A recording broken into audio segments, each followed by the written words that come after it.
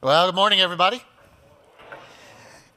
If I could choose one skill for each of us to develop in 2018, one skill that we could get better at in life, it would be learning how to manage tension and conflict in our relationships in a healthy way. I think we all struggle to deal with people in a healthy way when they've hurt us, they've wounded us. How should I deal with the person who slandered me at the office and cost me my job? What do I do with that neighbor I've got who is constantly mean and spiteful? What do I do with a family member, the close friend, who just abandoned and betrayed me? How do I deal with that? Now, the Bible is painfully clear in lots of places about how we're supposed to deal with broken relationships in our life. Like Romans 12, where Paul says, if it's possible, as far as it depends on you, live at peace with everyone. Every time I read that verse, it creates this dissonance in my soul. We long for peace. We want peace in all of our relationships, but some of the grievances we have are so deep, so long-lasting that when we read words like live at peace, they seem shallow, they seem trite, they seem hollow at best. And at worst, it feels like we're being asked to play the victim to an abuser over and over again in our life.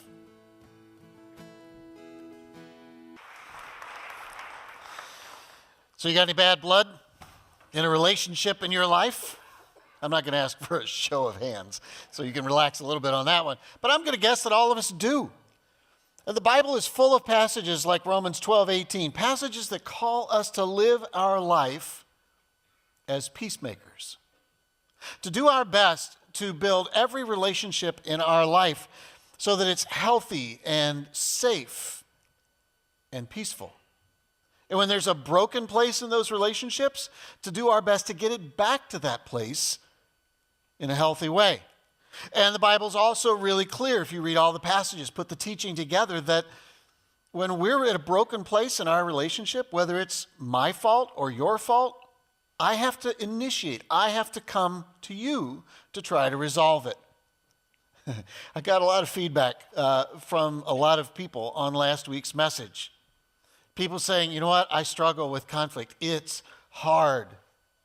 I tend to run from conflict. I'm just not good at conflict. Yep, that's pretty much all of us. I think we're all in the same boat. Conflict can be really challenging. Conflict is a complex process with lots of moving pieces. It's complicated. And usually when we get hurt, we have one of two things that we do. If the hurt isn't really a big deal, if it's a little thing, we tend to talk to the person and work it out between us, and we forgive them and we open up to them again. But as the level of conflict escalates, as the size of the problem gets bigger and bigger, we tend to choose to avoid it. We fear opening up again to the person. We feel like any conversation with them about the issue, we just don't want to engage in that because of the potential for it to blow up. And so we just hold on to our hurt, and we fear that forgiving them will actually open us up to some kind of hurt or abuse in the future. It makes us vulnerable. But those, thankfully, are not our only choices when it comes to conflict in our lives. In fact, we have a series of choices that we have to make when we find ourselves in conflict, if we want to navigate it well and in a healthy way.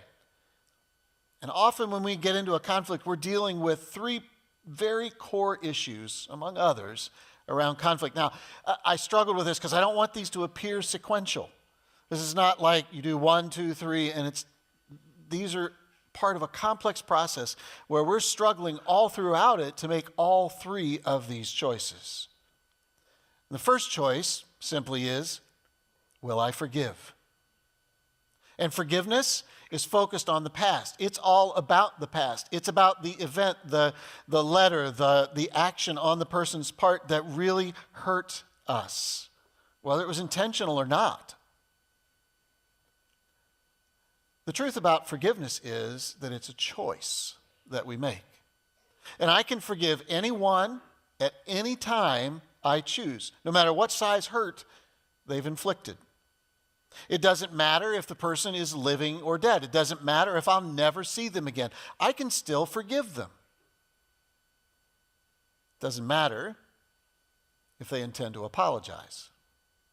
Although, getting an apology makes it easier to forgive. But that doesn't mean that forgiveness is ever really easy. Sometimes the wrong is a heinous act that the other person has done to us. Sometimes it can take the rest of our lives to fully and completely forgive someone. Sometimes the person I'm trying to forgive just continues to be mean and cruel and thoughtless or just simply aggravating, and it makes it tough. The reality is that my capacity to forgive truly doesn't depend on their actions, their attitudes, their behavior at all. Colossians 3, Paul writes and says that we need to make allowances for each other's faults. I'm just going to stop right there. He's telling us a really important truth, that no matter what relationship we get into, the odds are very near 100% that if we're in it very long, we're going to hurt each other. We're going to do something dumb. We're going to do something intentional and hurt the other person. Whatever the cause is, we have faults, and those faults are going to cause pain in relationships. It's just the way it works. And so he says, make allowance for that and forgive anyone who offends you. Remember, the Lord forgave you, so you have to forgive others. Forgiveness is a deeply spiritual act. It is a choice that we make.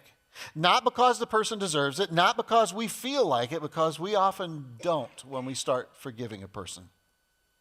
We do it because we must. We do it because we have committed our life to God. We said, I want you to lead and guide my life, and forgiveness is something God requires of us.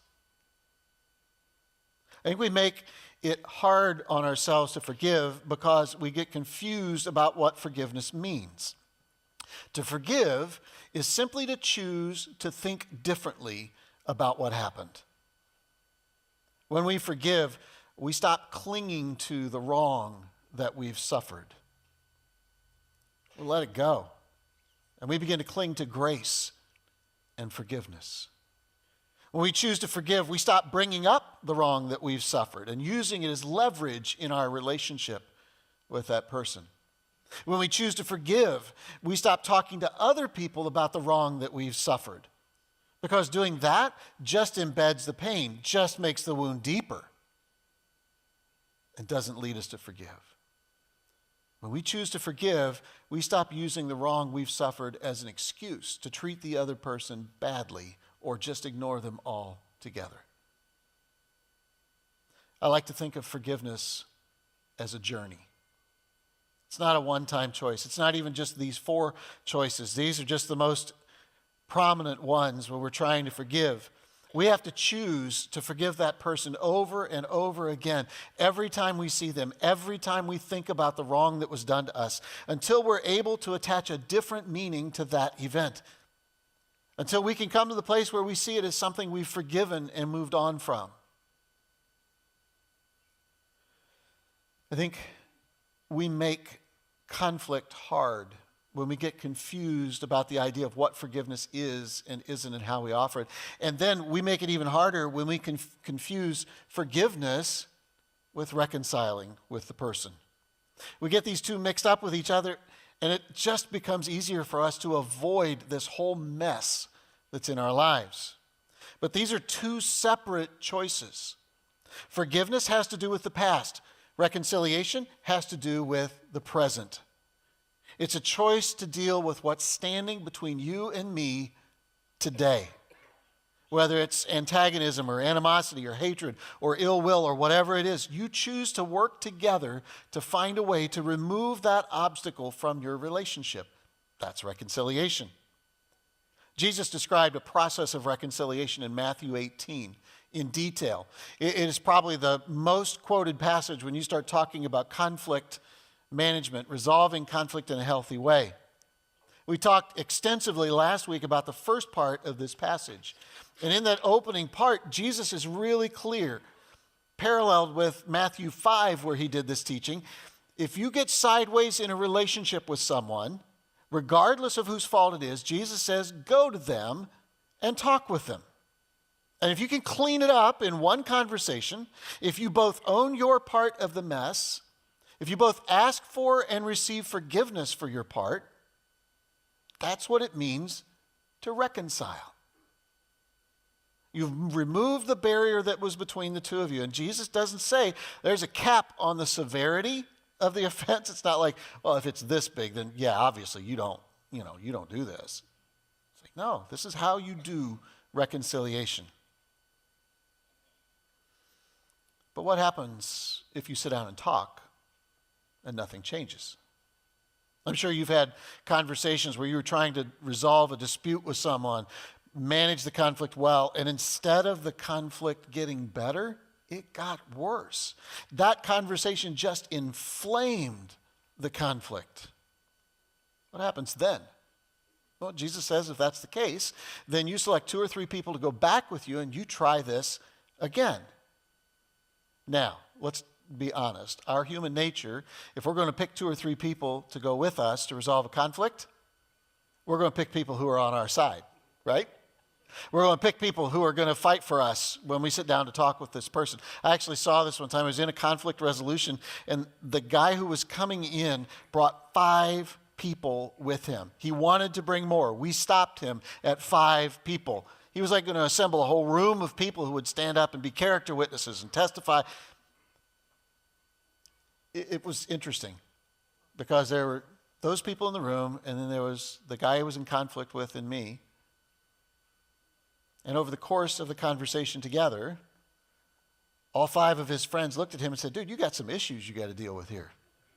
I don't think that was the outcome he was looking for when he stacked the deck.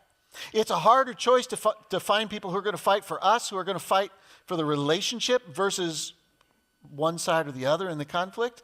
But when we do it and we do the process right, there is this God-ordained way that it can bring about a resolution. I've been around church all my life. I've seen lots of conflict. And when people are able to sit down and talk to each other face to face, the vast majority of the time, they can resolve a difference that seemed so big to them before.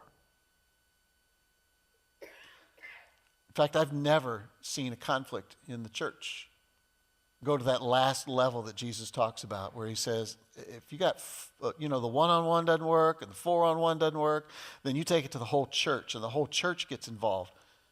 Never seen it happen. People can usually resolve it in that one-on-one. But it takes 2. It takes 2 people to reconcile. And we may have situations in our life where we can forgive people, but we can't reconcile because they simply won't talk to us. They simply won't sit down with us. They may continue to be mean and angry and harsh and unfair with us. But the Bible is really clear that peace isn't just dependent on one of us. It's both. That's why Paul said, if it's possible, and so much as it depends on you, live at peace with everyone. Because there comes a point in a conflict where you've done everything you can. You've walked the walk that Jesus has asked you to walk. You've fulfilled your responsibility. And moving forward, if there's no reconciliation, then we have to be able to find peace about that relationship, even if we can't find peace in it. Jesus then, in the last part of Matthew 18 there, makes this interesting statement. He says, if we can't reconcile, even after we get the church involved, then we're supposed to treat that person like what? Like a pagan, somebody who doesn't even know Jesus. Or worse yet, like a corrupt tax collector. I'm going to be honest with you. The first time I read this passage, and then for years afterwards, I liked that. Right? Because what do you want to do with a corrupt tax collector? I mean, I thought that gave me license to be mean and hateful to the person. You know, I just would pray, God, I want you to mess them up. And the only other request I've got is that you let me watch while you mess them up. I want to see it. You know, don't shame me because you've been there too. And then a loving friend challenged my thoughts one day. He said, hey, did you ever think through how Jesus treated pagans and tax collectors in the Bible? How did he treat tax collectors? Let's just take that one. There was Matthew, one of the first tax collectors Jesus encountered as he started his ministry. What did he do with Matthew? He invited him in and made him one of his closest followers, one of the disciples. And then there was Zacchaeus. There probably wasn't a more corrupt tax collector in all the land than Zacchaeus. He went home and had dinner with him.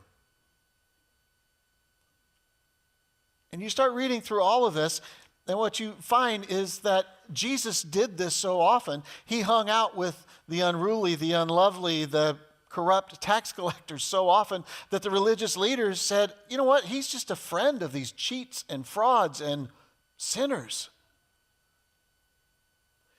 Jesus' example in the Gospels challenged my thinking. He wasn't mean or hateful to the crooked tax collectors. He loved them. He had meals with them. He hung out with them. He treated them with respect. That's a much harder approach to deal with people who won't reconcile. But we must forgive. We're commanded in Scripture to forgive. We need to reconcile if at all possible. And if we can't reconcile, then we still have to exhibit the grace and the kindness that God says should characterize our lives as we interact with that person. But that grace and kindness doesn't mean that we re-engage in a relationship with that person at the same level we were at before, as though nothing ever happened. That really isn't possible because deep relationships are built on trust. And when we go through a serious conflict, that trust is damaged and sometimes is destroyed. Trust has to do with the future. Trust has to do with, from this day forward, how much will you let that person back in your life? It is a separate choice involving risk and openness. I can forgive someone for damaging our friendship. I can reconcile with them. That doesn't mean we're going to continue to be friends. And that's an important distinction to think about, to clarify in your life. The Bible's full of wisdom on relationships. Proverbs especially. One of the Proverbs says this: the wise are cautious and avoid danger, and fools plunge ahead with reckless confidence. It is foolish to recklessly trust people in this life. It is foolish to continually open ourselves up to relational abuse, to mean people, to people who show no desire, no effort to change in their life. It's foolish to open up to that kind of trust, no matter who they are. The call to live in peace is not a call to be helpless victims in our life. When there's been conflict, we get to choose how much we will trust people or if we ever trust them again at all. But we don't get to be mean. We don't get to mistreat them. We simply get to choose how much we trust. And that gets hard when the conflict was with someone who's been a longtime friend, or when the conflict is with someone who's a family member. When we've got years of shared history, it's hard. Anytime I talk about bad blood, about broken relationships, the first thing that comes to my mind is my two brothers. I don't have a good relationship with them. In fact, I don't have any relationship with them at all. I haven't talked to either one of my brothers for almost 5 years now. And I wish it were different. I've done everything that I can do to live at peace with them. It's just not possible. They have a history of emotionally and physically abusing people in their lives. So it's not wise for me to trust them. And I don't. Reconciliation is just not possible. In large part because they've made it clear they don't want to sit down and talk with me. They don't think they've done everything wrong. They believe everything that's wrong with our relationship is my fault. So they have no desire to talk. And you can't do reconciliation alone. The only peace that I'm able to find is that every single year I travel a little further in my forgiveness journey with them. I realize I've done everything I can do, everything God has asked me to do at this point. And I find these days He's beginning to give me peace about those relationships, even though I can't find peace in them. And peace is starting to show up in ways in my life I didn't anticipate. Far from being angry at my brothers now, I have compassion for them and where they are in their life, for their families, for how broken their relationships are. When I think about them, I'm not angry, at least not as often. I'm actually sad for them. And I wish their lives, the trajectory of their lives, their relationship with me were different. I'm learning to talk about them with mercy and grace, not justice.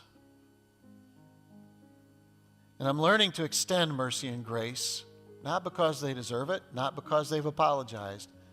I'm learning to extend mercy and grace because God has extended that to me over and over and over again. I'm convinced that our world is a mess right now, in large part because we don't know how to deal with conflict on any level. And every time we get into a conflict, we bring in pride and arrogance and stubbornness and anger. We drudge up all kinds of stuff from the past, and it all gets in the way of healing this relationship in a healthy way. And the unresolved conflict that we're left with in our lives makes us bitter people, and that bitterness can poison every relationship in our life, even our relationship with God. Jesus wants something different for you and for me. And He's calling us to choose a different path. Path of forgiveness. Every time. The path of reconciliation and trust when it's wise. And all those paths, they take work. They take wisdom. It will take everything in us doing everything possible to live a life of peace.